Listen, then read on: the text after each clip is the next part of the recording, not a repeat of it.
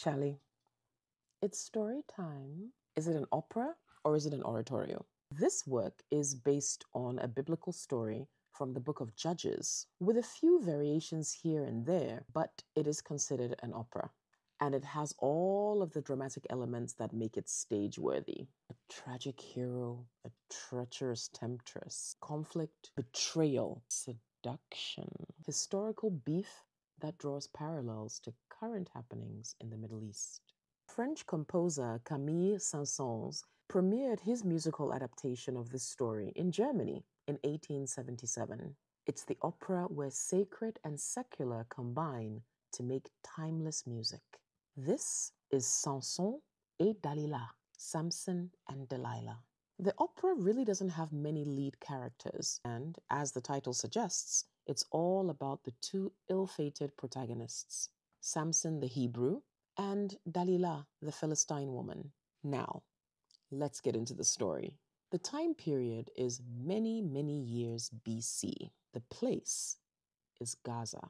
The Hebrews are enslaved by the Philistines, and all they can do is pray that their mighty God, Jehovah, will free them from this bondage. Samson is a prominent leader in the Hebrew community, well respected and very easy on the eye.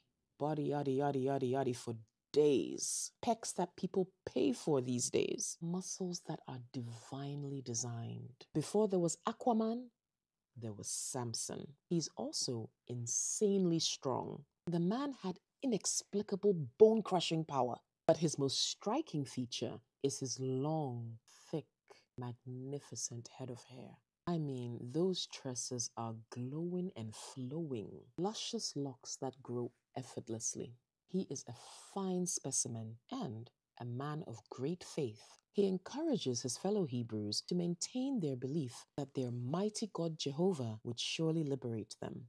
Now, the Philistines have a commander named Abimelech, and he ridicules the Hebrews for their faith, which angers Samson. Samson is like, "You can mock me, but you will not mock my God."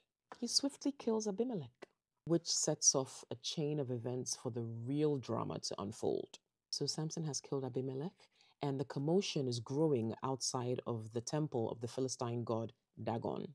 The high priest emerges, and he is incensed by the killing of Abimelech, and he makes it his mission to destroy Samson and further oppress the Hebrews.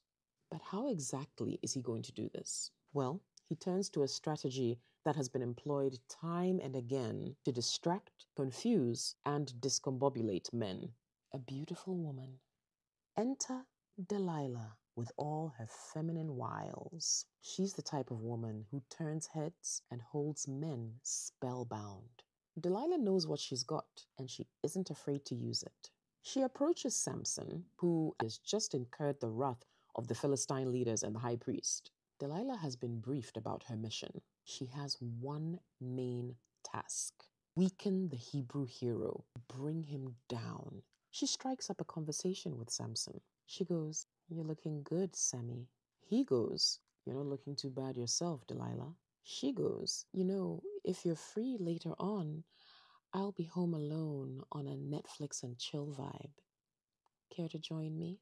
Before Samson can respond, an elderly Hebrew man promptly approaches him and urges him to think carefully about his decision. He's like, "Samson, young blood, I may be old, but I still have eyes.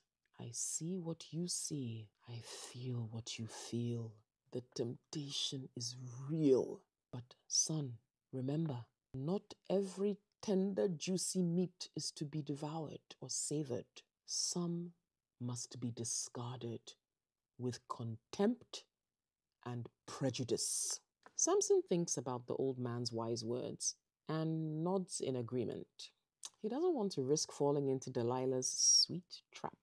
Just as he convinces himself to walk away, some music starts playing, and Delilah and her homegirls start to dance. And I'm not talking about any old school two-step. Oh, no. I'm talking hips don't lie, turbo boost, gyrations and contortions galore, belly dancer King Kong. Delilah is twerking her way into Samson's heart, and he is powerless. The old Hebrew man is observing all of this, and even as he's still warning Samson, he can tell that his caution is falling on deaf ears. He's like, oh, look at him. He's already chewing the meat in his mind, and it is as succulent as it looks. May Jehovah help him. Well, it doesn't take a rocket scientist to tell us what happens next. Samson shows up at Delilah's house for intimate movie night, and she welcomes him into her boudoir. Now, let's remind ourselves that the Philistines have a vendetta against Samson, and the high priest has already plotted with Delilah to cause Samson's downfall. So, as part of the plot they devised, Delilah is supposed to find out the secret behind Samson's incredible strength. And you know, when you want to entice a man, you don't want to be too obvious about it. You try an indirect approach. Delilah prepares some delicious fufu and goat-light soup for Samson. Then she urges him to lay down so she can massage his bulging muscles. And she makes sure to compliment him throughout their encounter. Well, Sammy, I think you have the smoothest skin I've ever seen on a man. Samson goes, a hint of olive oil now and then, that does the trick, you know. Delilah continues, Sammy, I must say you smell incredible.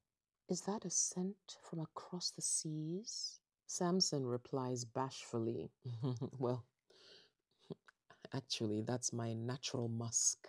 Then Delilah runs her hands through his glorious hair while asking him to reveal the secret behind his immense strength. At first, Samson is reluctant. He knows the Philistines are baffled by how he continues to grow stronger and to be almost invincible. Delilah doesn't give up though. She wants to avenge Abimelech's death and please her fellow Philistines. Samson is the biggest threat to their total dominance over the Hebrews. Delilah's seduction is overpowering. Samson just can't take it anymore. Eventually, he declares his love for her, and unable to resist it any longer, he finally confides to her that the secret to his strength is his hair. Well, Miss Delilah does what she needs to do to get Samson to drift into a deep sleep. And while he's sleeping, she gives him the barbershop special. Snip, snip. His beautiful hair falls to the ground as she cuts it off gleefully. Then she calls some of the Philistine men to come and capture him. They tie him up, gouge his eyes out, and throw him into a dungeon to await his fate. Oh, Samson.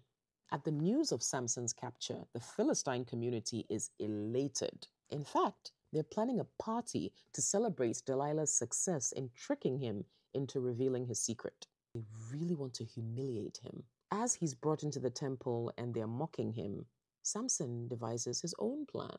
He is led to a part of the Dagon temple that is held up by two main pillars. By this time, his hair has started growing back.